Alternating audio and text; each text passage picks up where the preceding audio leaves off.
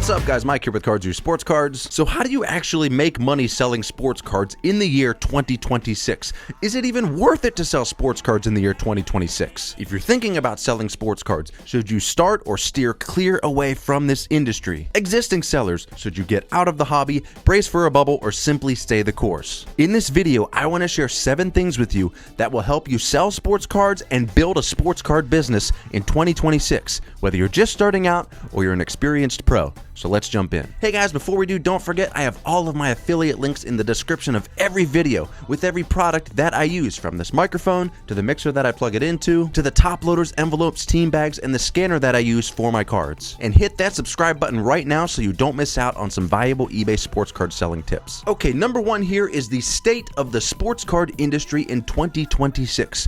Where are we as a business, as a hobby? Literally 1,000 different opinions on this topic. Are we in a bubble? Is there going to be a bubble? Is Fanatics or PSA ruining the hobby? Are we in a junk slab era? Is eBay ultimately going to crush sellers with their inhumane fee structure? Here's the thing. Every single industry has highs, lows, drastic market swings and trends, big players with big money, small players with barely any money, and a whole bunch of stuff in between. There will be times prices increase. There will be times that prices decrease. There will be times that people are not buying as much. There will be times that people are buying like crazy. Not one of those single points should dictate your decision to enter or leave the sports card market. Why? Because there will never be a time when at least one of those things does not exist or the threat of it exists. In other words, don't let any of these be an excuse why you're not going to start or continue selling sports cards. When I hear people mention these things, there's always a hint of bitterness that comes with it. Almost like people think, the industry is being taken from them and it's somebody else's fault why they can't sell sports cards. Yes, it's true. Some of these things that I mentioned can impact your sales, but none of them can crush them forever if you're committed to building a sustainable business, and that takes a whole lot of persistence and patience. If you think eBay's fees are killing your business, go sell on My Card Post where they don't have any fees. If you don't want to do that because, well, eBay has the most traffic, then continue to sell on eBay, but work to cut down your supplies and inventory costs as much as you can so that you can increase your margins and hopefully fees won't kill you as much. If you think grading is a scam and a waste of money, don't grade cards. If you think no one's buying junk wax, then don't buy junk wax and try to sell it on eBay. Look, the main point of this first tip is that there is market share for you in the sports card market. Thousands of entrepreneurs start new businesses every single year. So don't let any of the things I mentioned be an excuse for you on why you shouldn't get into sports cards. Or don't let anyone tell you that, because of these things you should stay clear away because we're headed for a dark place. If you have a passion for something, pursue it. And if it's a true passion, you'll find a way, despite external circumstances. Okay, the second thing here for selling sports cards in 2026, what cards should you be buying to sell? There can be a lot of different answers to this question. Why? Because every seller has a different niche or focus. But that's kind of the answer to the question. We're going to talk about my card bucket method later in the video, but if you want to check out that video in more detail, you can check it out here. But what cards you're going to buy should be directly related to the strategy guiding your business. I sell mostly low to mid and hockey cards, and I'll talk about why in a minute, but since that's what I sell the most, that's what I'm going to buy to sell. So the answer should not be, well, okay, I'm just going to buy the top rookies in whatever, baseball or football. I'm going to grade them and hope for a PSA 10 and flip them for the most profit because, that's what everybody's doing, right? That's the standard, right? If that's your strategy and you found a way to make that work, then yes, do that. But the point here is to sell cards that fit with your business model, not what you think everybody else is doing. There is not a one-size-fits-all approach to this. The sports card market is huge and the buyer pool is filled with low, mid, high-end collectors, set builders, kids learning to collect, learning to invest. Don't limit yourself to thinking I have to chase a PSA 10 of the #1 draft pick every year or my business will fail. If that is how you're thinking, your business probably will fail. Pick your lane and that will answer the question, what cards should I be buying to sell? Okay, number 3 here, so you have your cards. How do you price them in 2026? Do you dust off one of those price guides? Do you price every card for profit, sell some at a loss, price at eBay comps, price below eBay comps? Let me answer this question with another question. What is your goal? Is your goal high volume, low margins?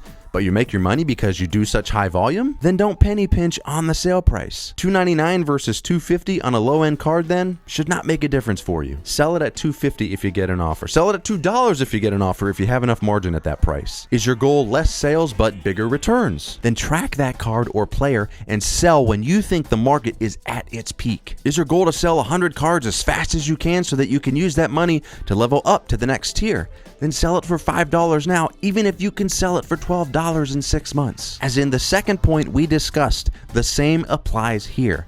Price cards based on your strategy. And look, if you're a beginner watching this video, I just want to mention that when I talk about business strategy, that doesn't mean you have to have this big, elaborate business plan and everything mapped out for your business and what you're going to do when. A simple, I want to sell a few cards to see what happens is a perfect starting strategy. You have to build and develop over time, and that comes with trial and error, but keep it simple at the beginning. And if that's your strategy, guess what? Your goal should be to get a few sales under your belt so that you can see how the engine works. The engine of buying cards, listing them, pricing them out, shipping them, dealing with a few customers. So then your pricing in that case should be aggressively low so that you can meet that goal. Don't sell a $100 card for $10, but if the last sale was $1.99, list it at $1.50 with best offer enabled. With pricing, regardless of beginner or pro status, just be reasonable. I have no issues with sellers pricing cards for what they think they might be worth in the future, but not if you're pricing a 1988 Vinny Testaverde at $400 because,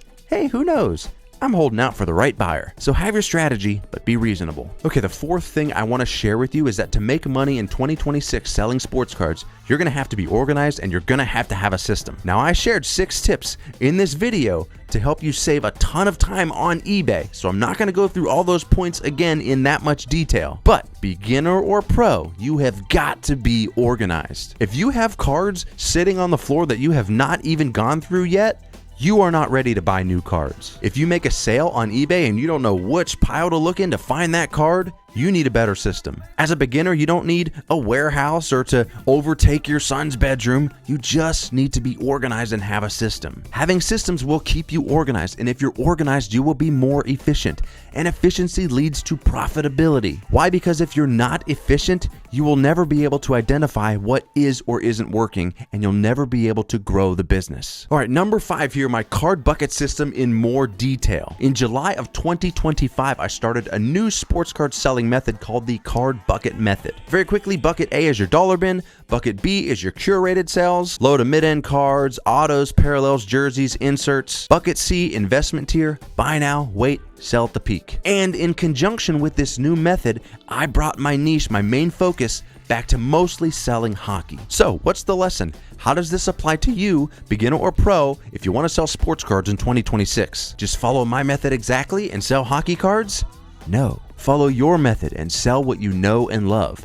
That is the secret. Of course, there has to actually be a market for what you're selling, but I promise you, PSA 10s of the GOATs or the top 10 draft picks are not the only sports cards selling in the market. Find the niche you love. Maybe it's golf cards, maybe it's football cards, maybe it's all sports, Pokemon, racing cards. Confirm the market's there. And again, don't do that by asking somebody, is anybody buying these cards? Because a lot of people are going to tell you no. I mean, if the sports card company is making the cards, there's probably a market. And then be known for that if that's what you want to do. Your sports card selling journey will be way more successful if you actually enjoy it. So don't build your business around something that you're not really interested in just because you think, well, that's what the market is chasing. Okay, number 6, let's talk about what mistakes you should avoid when selling sports cards in 2026. The quick answer is overcomplicating things and trying to be something you're not, or trying to be like everybody else. When I started selling sports cards, I was mostly selling hockey because I had another channel, a hockey card break channel, and I was like, well, okay, I need a place to sell these cards. I'm just going to start listing them on eBay. As I started to grow the business and get a bit of a following selling hockey cards on eBay, I somehow got it in my head that I needed to pivot the business and shift away from mostly selling hockey cards and start selling other sports as well. Well, guess what, guys? I don't watch all sports. I only watch hockey. So I was hating every second of researching top draft picks from, the MLB or the NFL or any other sports. Now, I still sell some of these cards in my store. I think they're cool, but it's just not me to make that my main focus of my selling strategy because that's not what I love the most. I love hockey, and you will have so much more success if you sell what you love the most. Think of why most of us get into sports cards in the first place. We want something better for ourselves. We want to be our own boss, control our own destiny, enjoy our days in a job that we love. But how can you love it if you don't enjoy it? If you're a chef and you love barbecue and you absolutely hate baking cake, you probably shouldn't open a bakery. Opening a barbecue restaurant is your best bet. All right, and the last thought here, guys, is putting it all together to get your 2026 game plan going. Again, you don't need a 12-page business plan. You need a starting place and the motivation to start. That's it. You can buy card lots on eBay for under $10. You can create a new account and start listing on eBay in under 10 minutes. List those cards, price them aggressively, and start the journey. If you're already selling, make the pivot that you've been afraid to make and try something new. The people who have the most power in the sports card industry isn't PSA or fanatics. It's motivated entrepreneurs who have a clear passion and will not stop until they find a way to live that passion every single day by doing something that they love. That's it, guys. I hope you enjoyed the video. As always, if you want to unlock the secrets of selling and investing in low-end sports cards on eBay, this channel is your go-to source for expert tips, honest insights, and strategies to help boost your eBay sales. Go ahead, hit that subscribe button for me if you want to stay ahead in the card selling game, maximize your profits, and take your eBay card selling business to the next level. You can also check out my other channel at Puck Mike, where I open and talk about hockey cards. Thank y'all so much for watching. I'll see you in the next video.